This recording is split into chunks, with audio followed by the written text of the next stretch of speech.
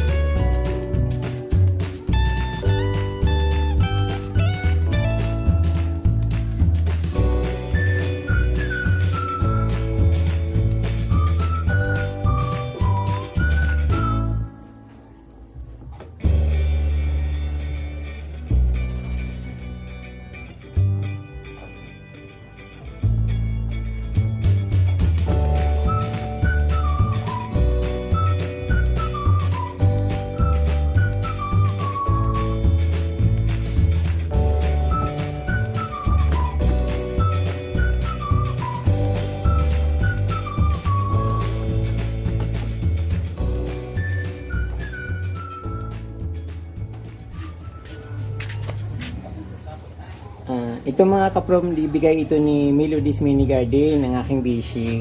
Regalo niya ito sa akin nung nag-birthday ako. At that time, nasa Manila ako, kaya pinapackage niya via Dalam Move yata yun. Basta something ganun na pinag-grab niya na lang para padala niya sa akin. So, wala akong malagyan, kaya ang tagal kong hindi inilalagay. So, mahirap maglagay dito kasi wala akong mapagdikitan. Mali pa yung paglagay ko.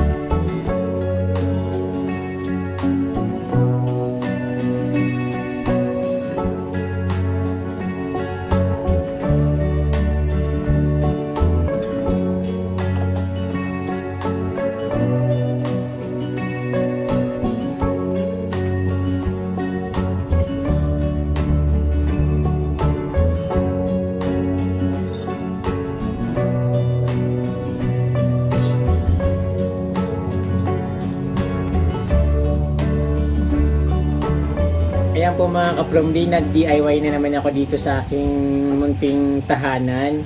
So, dahil wala naman akong ginagawa na at tapos na ako sa mga aking gawain sa gardening.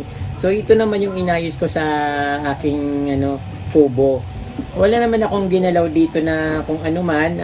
Ginawa ko lang nag-varnish para maging malinis at bumalik sa dating ganda. Then yung kahoy na binili ko na tag 50 pesos na patungan ko ng halaman, ginawa ko siyang upuan. So ito, pwede siyang upuan. Then yung binigay sa akin ni Melody's Mini Garden, ni Beshi Melody's Mini Garden, Beshi Melody. Nilagay ko na yung binigay niya sa akin na gift nung birthday ko. Yung parang nilagay ng halaman, yung pinakita ko kanina. Then, kung napapansin nyo ito ka-Promdi, dati may partition dito. Medyo masikip, kaya tinanggal ko. Tapos yung lamisa na andito sa gitna, pero ngayon ito yung lamisa, andito na sa gilid, sa may dating pintuan na ginawa ko nilang bintana.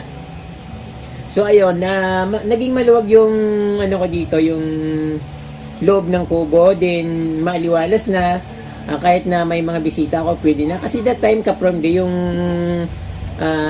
may partition dito. Kapag may pupuntang tao, siyempre nandun ako sa loob, papasok yung tao sa loob.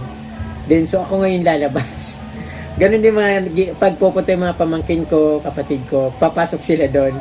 So, lalabas naman ako dito. So, kaya ang nangyayari, yung visitors ko, nandun sa kama ko, ako nandito sa labas. Kaya, yun, tinanggal ko na yung partition para just in case na pumunta sila dito, pwede na kami mag-usap. Nandun ako sa kama, sa aking higaan, tapos nandito sila. So, magkakaharap.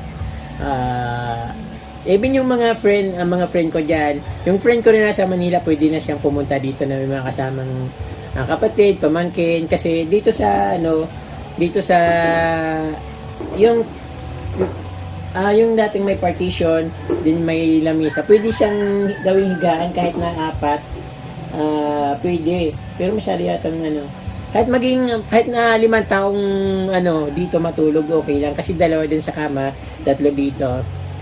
Pwede naman. So, ayun. Kahit kayo ka-Promdi, pwede kayo mag-visit sa akin. Pwede kayo mag-overnight dito. Pero magkatabi tayo ka-Promdi.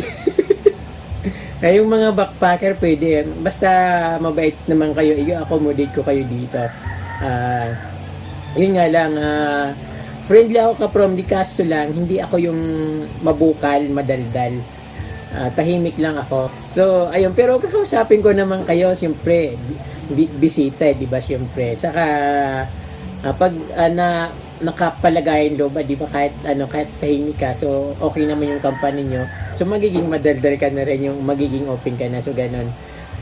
Pwede rin dito, pwedeng gawin pang honeymoon, pero maganda dito, kasi lang sasali ako. Pasensya na po, mother, mami, minsan nagjo-joke lang ako, pero hindi naman totoo yun. Pero ayun nga po. Pwede naman po matulog dito. Kaya lang po kasama ako. Kasi saan naman ako pupunta, lang naman sa labas ako. So, accommodate ko naman. Friendly po ako at tahimik. Wala akong bisyo. Ayan. Ayun po, ka-Promdi, sana nakakuha kayo ng idea.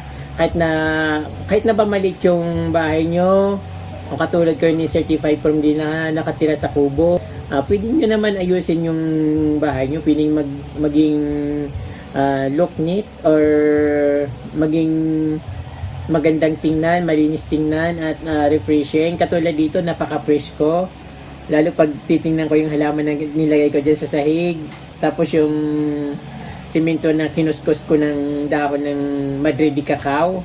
Pwede rin kuskusin ng dahon ng saging, kaya lang yung dahon kasi ng saging dagta yung nagpapakinta dun sa kandulas. Then yung Madrid de Cacao, yung kulay naman ng dahon na naiiwan sa sahig, yung nagiging kulay green. So ayun, naging fresh at fresh talagang tingnan. So kaya from the ka na, jamming tayo dito. Masarap magkwentuhan dito. At miss na miss kong may makakwentuhan kasi sobrang lungkot talaga ako. Naboboard ako, lungkot na lungkot ako. Welcome kayo dito. Ayun po. Ayun po, sana po nakaka kayo ng idea yung pag-ayos ng inyong maliit na tahanan. Katulad po yung napanood nyo yung ginawa ko, so pwede nyo pong pwede nyo pong i-apply sa inyong munting tahanan.